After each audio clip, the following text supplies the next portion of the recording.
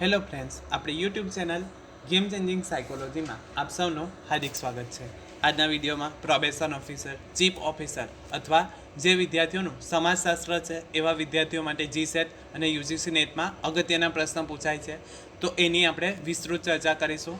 આજના વિડીયોમાં જીસીઆરટી આધારિત આપણે જે મોસ્ટ ઇમ્પોર્ટન્ટ પ્રશ્ન કહી શકાય એવા સમાજશાસ્ત્રના પ્રશ્નની આજે વિસ્તૃત ચર્ચા કરીશું. તો સૌપ્રથમ પ્રશ્ન છે, સમાજશાસ્ત્રના સ્થાપકનું નામ જણાવો. તો option A Max Weber, option B Auguste Comte, option C Karl Marx અને ઓપ્શન ડી હર્બર્ટ સ્પેન્સર. તો સાચો જવાબ આવશે સમાજશાસ્ત્રના સ્થાપકનું નામ. તો ઓગસ્ટ કોમ્ટને ઓળખવામાં આવે છે સમાજશાસ્ત્રના સ્થાપક તરીકે. ઓગસ્ટ કોમ્ટે પોઝિટિવ ફિલોસોફી અને પોઝિટિવ પોલિટી નામની બે ગ્રંથ શ્રેણીમાં સમાજની વ્યવસ્થા અને પ્રગતિના અભ્યાસ અંગેના વૈજ્ઞાનિક નિયમો રજૂ કર્યા હતા. તો અહીંથી પણ પ્રશ્ન પૂછાઈ શકે છે, ઓગસ્ટ કોમ્ટની ગ્રંથ શ્રેણીઓ કઈ કઈ હતી? તો પોઝિટિવ ફિલોસોફી અને પોઝિટિવ પોલિટી નામની બે ગ્રંથ શ્રેણી હતી, જેમાં સમાજની વ્યવસ્થા અને પ્રગતિના અભ્યાસ અંગેના વૈજ્ઞાનિક નિયમો રજૂ કરવામાં આવ્યા હતા. કોમ્ટે એ પણ દલીલ કરી હતી કે સમાજને તેના મુદ્દાઓ, પૂર્વધારણા અને વિચિત્ર કલ્પનાથી નિવારવા વાસ્તવિકતાઓ અને પુરાવા પર આધારિત તાર્કિક માહિતીની જરૂર છે, જે ઘટનાઓના સામાજિક વળાંકના કડક અને જાદુઈ તબક્કાઓનું વર્ણન કરે છે. કોમ્ટે માનવશાસ્ત્રના અધ્યયનને બે શાખાઓ સામેલ હોવાનું જોયું અને તત્વ અથવા તો તે ચક્રોની તપાસ કે જેના દ્વારા સામાજિક ક્રમમાં ફેરફાર થાય છે, આંકડા અથવા ચક્રની તપાસ કે જેના દ્વારા સામાજિક દર ચાલુ રહે છે. હવે અગત્યનું છે, સમાજશાસ્ત્રને અંગ્રેજીમાં સોશિયોલોજી કહેવામાં આવે છે. હવે જે સોશિયોલોજી શબ્દ છે એ કઈ ભાષા પરથી ઉતરી આવ્યો છે? તો અહીંથી પણ પ્રશ્ન પૂછાઈ શકે છે. તો એ મૂળ લેટિન ભાષાના સોશિયસ અને ગ્રીક ભાષાના લોગોસ પરથી બન્યો છે. તો આ અગત્યનું છે, સોશિયોલોજી શબ્દ મૂળ કઈ ભાષા પરથી ઉતરી આવ્યો છે? તો સોશિયોલોજી શબ્દ બે શબ્દોનો બનેલો છે, જે લેટિન ભાષાના સોશિયસ અને ગ્રીક ભાષાના લોગોસ પરથી બનેલો છે. પ્લેટો, એરિસ્ટોટલ જેવા ગ્રીક ચિંતકોએ અને ઇબ્ન બાલ્ડુએ સદીઓ પહેલાં સમાજના અભ્યાસની પરંપરાઓની શરૂઆત કરી હતી. ઈસવીસન 1824માં ઓગસ્ટ કોમ્ટે સૌપ્રથમ સોશિયોલોજી શબ્દ સમાજના વ્યવસ્થિત અભ્યાસ અંગેના શાસ્ત્ર માટે રચ્યો હતો અથવા તો રજૂ કર્યો હતો. તો આ પણ અગત્યનો પ્રશ્ન છે, અહીંથી પણ પ્રશ્ન પૂછાઈ શકે છે. કઈ સાલમાં? તો 1824માં. કોના દ્વારા? તો ઓગસ્ટ કોમ્ટ દ્વારા સૌપ્રથમ સોશિયોલોજી શબ્દ સમાજના વ્યવસ્થિત અભ્યાસ અંગેના શાસ્ત્ર માટે રજૂ કર્યો. 1838માં તેમનું પુસ્તક પોઝિટિવ ફિલોસોફી દ્વારા તે પ્રચલિત થયો, જેથી ઓગસ્ટ કોન્ટે સમાજશાસ્ત્રના પિતા તરીકે ઓળખવામાં આવે છે. તો આ પણ અગત્યનું છે. 1838માં ઓગસ્ટ કોમ્ટનું પુસ્તકનું નામ શું હતું? તો પોઝિટિવ ફિલોસોફી. તેના કારણે સોશિયોલોજી શબ્દ પ્રચલિત થયો, એના કારણે ઓગસ્ટ કોન્ટને સમાજશાસ્ત્રના પિતા તરીકે ઓળખવામાં આવે છે. સમાજશાસ્ત્ર જે સોશિયોલોજી તરીકે ઓળખાય છે, તો લેટિન શબ્દ સોશિયસ અને ગ્રીક શબ્દ લોગોસ પરથી બનેલો છે. સોશિયો અંગ્રેજી શબ્દ સમાજ સાથે સંકળાયેલો એવો અર્થ થાય છે, અને લોજી શબ્દ જે છે એનો અર્થ થાય છે નો અભ્યાસ અથવા તો નો વિજ્ઞાન અથવા તો વિજ્ઞાન. તો સમાજશાસ્ત્ર જે છે એ સમાજ સાથે સંકળાયેલું વિજ્ઞાન અથવા તો સમાજનો અભ્યાસ કરનારો વિજ્ઞાન તરીકે ઓળખાય છે. તો આ અગત્યનું છે. કઈ ભાષા શબ્દ પરથી ઉતરી આવ્યો છે? તો લેટિન શબ્દ સોશિયસ અને ગ્રીક શબ્દ લોગોસ પરથી બનેલું છે, જેનો અર્થ થાય છે સમાજ સાથે સંકળાયેલું નો અભ્યાસ કરનારું વિજ્ઞાન અથવા તો સમાજનો અભ્યાસ કરનારું વિજ્ઞાન તરીકે ઓળખાય છે. ત્યાર પછીનો પ્રશ્ન છે, સામાજિક તથ્યનો ખ્યાલ કોણે આપ્યો હતો? Option A Emile Durkheim, option B Herbert Spencer, option C Karl Marx અને ઓપ્શન ડી ઓગસ્ટ કોમ્ટ. તો સાચો જવાબ આવશે ઓપ્શન એ ઇમાઇલ દુર્ખીમ દ્વારા સામાજિક તથ્યનો ખ્યાલ આપ્યો હતો. ધ રૂલ્સ ઓફ સોશિયોલોજી મેથડમાં સામાજિક તથ્યની સમજૂતી આપીને દુર્ખીમે સમાજશાસ્ત્રના પદ્ધતિશાસ્ત્રમાં મહત્વ નું પ્રદાન આપ્યું છે. તો આ પણ પૂછાઈ શકે છે. The rules of sociology method કોના દ્વારા લખવામાં આવ્યું હતું? તો ઇમાઇલ દુર્કીમ દ્વારા લખવામાં આવ્યું હતું, કે જેમાં સામાજિક તથ્યની સમજૂતી આપવામાં આવી હતી. અને સમાજશાસ્ત્રના પદ્ધતિશાસ્ત્રમાં ઇમાઇલ દુર્કીમનું ખૂબ જ મહત્ત્વનું પ્રદાન છે. આ ઉપરાંત આત્મહત્યા, શ્રમ વિભાજન અને સામાજિક એકતા, ધર્મ, સામૂહિક પ્રતિનિધિત્વ જેવા સિદ્ધાંતો આપીને દુર્કીમે સમાજશાસ્ત્રના વિકાસમાં મહત્ત્વનું યોગદાન આપ્યું હતું. તો દુર્કીમ દ્વારા આત્મહત્યા, શ્રમ વિભાજન, સામાજિક એકતા, ધર્મ, સામાજિક પ્રતિનિધિત્વ જેવા સિદ્ધાંતો આપવામાં આવ્યા હતા, જેના કારણે સમાજશાસ્ત્રમાં એમણે મહત્ત્વનું યોગદાન આપ્યું હતું. ફ્રેન્ચ હ્યુમનિસ્ટ એમિલે દરહકેમે સામાજિક તથ્યની લાક્ષણિકતાઓ દર્શાવી હતી અને દલીલ કરી હતી કે વ્યક્તિ વિજ્ઞાનનો ક્રમ સામાજિક સત્યની પ્રાયોગિક તપાસ તરીકે માનવો જોઈએ. વ્યક્તિગત રૂપે સામાજિક સત્ય મૂલ્યવાન છે. સામાજિક ધોરણો અને સામાજિક સ્વરૂપ જે અલગથી ઉપર આવે છે અને સામાજિક નિયંત્રણનો અભ્યાસ કરી શકે છે.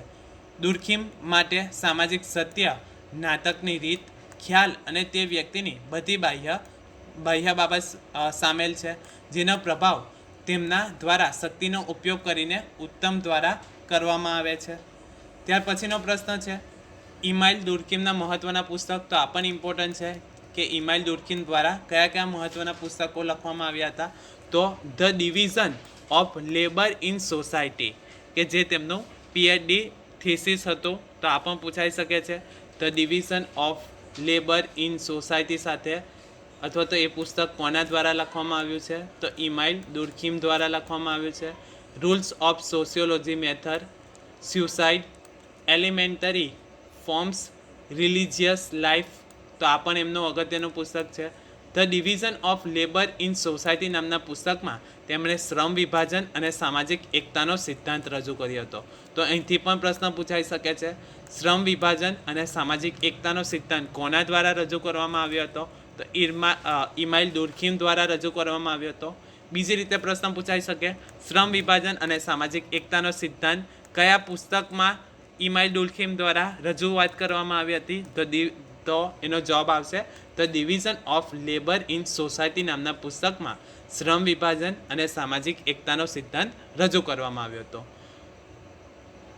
ઇમાઇલ દુર્કીમ સમાજશાસ્ત્રમાં કાર્યાત્મક પરિપ્રેક્ષ્યની શરૂઆત કરવાનો શ્રેય પણ આપવામાં આવે છે. તો કાર્યાત્મક પરિપ્રેક્ષ્યની શરૂઆત કરવાનો શ્રેય કોને મળે છે? તો ઇમાઇલ દુર્કીમને આપવામાં આવે છે.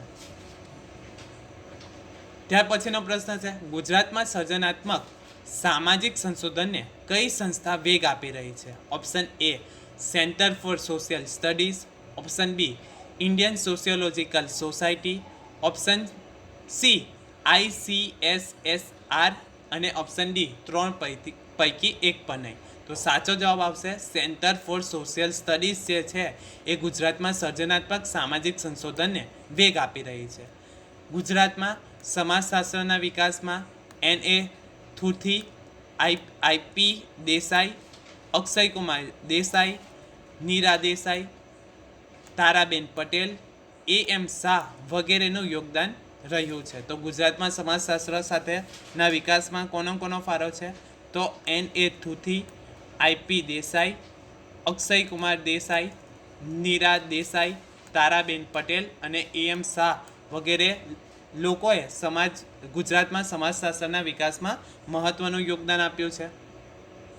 ગુજરાત સરકાર, નાણાં સંચાલકો અને ગુજરાતના ઉદ્યોગપતિઓની નોંધપાત્ર ભાગીદારી દ્વારા એ સંસ્થાએ 1969માં પ્રોફેસર ડીટી દ્વારા ગુજરાતમાં આવા ઉચ્ચ શિક્ષણ અને સંશોધનની સ્થાપનાના કાર્યને મહત્ત્વ આપતા હતા. ઇન્સ્ટિટ્યૂટના ઇવેન્ટ્સના વળાંકના અંતર્ગત લાંબા ગાળા દરમિયાન ગુજરાત સરકારે સંપૂર્ણ જાળવણીરૂપ પુરસ્કારો પણ આપ્યા હતા અને 70ના દાયકાના મધ્ય ભાગમાં આ સંસ્થાએ જાહેર સ્તરે તેમનું અપવાદરૂપ વ્યક્તિત્વ પણ ગોઠવ્યું હતું. તો આ પણ અગત્યનું છે. ત્યારબાદ ભારતમાં સમાજશાસ્ત્રનો વિકાસ કઈ રીતે થયો હતો તો એ જોઈએ. તો ભારતમાં ઈસવીસન 1914માં સૌપ્રથમ મુંબઈ વિશ્વવિદ્યાલયમાં અનુસ્નાતક કક્ષાએ સમાજશાસ્ત્રનું અધ્યાપન કાર્ય શરૂ થયું? તો અહીંથી પ્રશ્ન પૂછાઈ શકે કે સમાજશાસ્ત્રનો વિકાસ ભારતમાં ક્યારે અને ક્યાં થયો હતો? તો 1914માં. કઈ જગ્યાએ? તો મુંબઈ વિશ્વવિદ્યાલયમાં અનુસ્નાતક કક્ષાએ સમાજશાસ્ત્રનું અધ્યાપન કાર્ય શરૂ થયું. બ્રિટનના જાણીતા સમાજશાસ્ત્રી અને નગર નિયોજનના અભ્યાસી પેટ્રિસ ગિટ્સના અધ્યક્ષ પદે આ જ યુનિવર્સિટીમાં એટલે કે મુંબઈ વિશ્વવિદ્યાલયમાં સમાજશાસ્ત્રનો અનુસ્નાતક વિભાગ શરૂ કરવામાં આવ્યો હતો. કોના દ્વારા? તો પેટ્રિક ગિટ્સના અધ્યક્ષ પદે શરૂઆત કરવામાં આવી હતી. કઈ જગ્યાએ? તો મુંબઈ વિશ્વવિદ્યાલયમાં. 1924માં જાણીતા સમાજશાસ્ત્રી ડૉક્ટર ગોવિંદ સદાશિવ ધુરીએ આ વિભાગના અધ્યક્ષ બન્યા હતા. 1952માં સ્થપાયેલી ઇન્ડિયન સોશિયોલોજિકલ સોસાયટીના પ્રેરણા સ્ત્રોત અને સોશિયોલોજિકલ બુલેટિનના મુખ્ય સંપાદક જે હતા તો એ કોણ હતા? તો ડૉક્ટર ગોવિંદ સદાશિવ ધુરીએ હતા, જે ભારતમાં સમાજશાસ્ત્રના વિકાસને એક નવી પ્રગતિ આપી હતી અથવા તો નવી કેડી કંદારી હતી. ધુરીએ કરેલા અભ્યાસો અને તેમણે તૈયાર કરેલી સમાજશાસ્ત્રના વિદ્યાર્થીઓ માટેની પેઢીના કારણે મુંબઈ વિશ્વવિદ્યાલય ભારતમાં સમાજશાસ્ત્રના અભ્યાસનું કેન્દ્ર બને છે. 1917માં કલકત્તા વિશ્વવિદ્યાલયમાં વૃજેન્દ્રનાથ શીલના પ્રયત્નથી અર્થશાસ્ત્રની સાથે સમાજશાસ્ત્રનું અધ્યયન અને અધ્યાપન કાર્ય શરૂ થયું હતું. તો કઈ સાલમાં? તો 1917માં. કઈ જગ્યાએ? કલકત્તા વિશ્વવિદ્યાલયમાં. ત્યારબાદ લખનૌ વિશ્વવિદ્યાલયમાં રાધાકમલ મુખર્જી અને ડીપી મુખર્જીએ તેમજ પુણે વિશ્વવિદ્યાલયમાં ઈરાવતી કર્વેએ સમાજશાસ્ત્રના વિકાસમાં મહત્ત્વની ભૂમિકા ભજવી હતી. તો અહીંથી જોડકાના ફોર્મમાં પણ પ્રશ્ન પૂછાઈ શકે છે. ભારતમાં જુદા જુદા સમાજશાસ્ત્રીઓએ સમાજશાસ્ત્રના વિકાસમાં મહત્ત્વનું પ્રદાન કર્યું છે, જેમ કે M.N. Srinivas, S.C. Dubey, A.R. Desai, DP Mukherjee, David Hardiman, Yogendra Singh, A.M. Shah વગેરે જેવાએ ભારતમાં સમાજશાસ્ત્રના વિકાસમાં મહત્ત્વનું પ્રદાન કર્યું હતું. તેમજ ગાંધીજી અને બાબા સાહેબ આંબેડકર જેવા સમાજ સુધારકો, સમાજ ચિંતકોએ પણ ભારતીય સમાજને વિકાસ વૈજ્ઞાનિક રીતે સમજાવવાનો પ્રયાસ કર્યો હતો. ત્યાર પછીનો પ્રશ્ન છે, નોકરશાહીનો ખ્યાલ કોણે આપ્યો હતો? Option A Karl Marx, option B Auguste Comte, option C Max Weber અને ઓપ્શન ડી G.S. ધુરીએ. તો સાચો જવાબ આવશે ઓપ્શન સી, મેક્સ વેબર દ્વારા નોકરશાહીનો ખ્યાલ આપવામાં આવ્યો હતો. ફ્રાન્સમાં ઓગસ્ટ કોન્ટ દ્વારા રોપાયેલું સમાજશાસ્ત્રરૂપી બીજ ધીમે ધીમે વટવૃક્ષ બનવા લાગ્યું હતું. યુરોપ ઉપરાંત અમેરિકા અને ઇંગ્લેન્ડમાં તેનો ખૂબ જ ઝડપથી વિકાસ થયો. 1876માં અમેરિકાના યેલ વિશ્વવિદ્યાલયમાં વિલિયમ ગ્રેહામ સમનરના પ્રયત્નથી સૌપ્રથમ સમાજશાસ્ત્રનું અધ્યયન અને અધ્યાપન કાર્ય શરૂ થયું હતું. 1890માં યુનિવર્સિટી ઓફ કેન્સાસમાં એલિમેન્ટ્સ ઓફ સોશિયોલોજી શીર્ષક સાથે સમાજશાસ્ત્રનો અભ્યાસ શરૂ થયો હતો. અને યુરોપમાં 1895માં યુનિવર્સિટી ઓફ બોડેક્સમાં એટલે કે જર્મની ઇમાઇન ડુલ્ખીમના પ્રયત્નથી સમાજશાસ્ત્રનું અધ્યાપન અને અધ્યયન કાર્ય શરૂ કરવામાં આવ્યું હતું. મોટાભાગે કાર્લ માર્ક્સ જેવો જ આ ખ્યાલ રજૂ કર્યો ન હતો. ભારતની સફળ શૈક્ષણિક સંશોધન સંસ્થા આ સરદાર પટેલ આર્થિક અને નાણાકીય વિજ્ઞાન સંસ્થા દ્વારા 1966માં સોસાયટીમાં આત્મવિશ્વાસ માટેના યોગ્ય કાયદા હેઠળ રજીસ્ટર થયેલા સ્વાયત્ત સંગઠન હતું.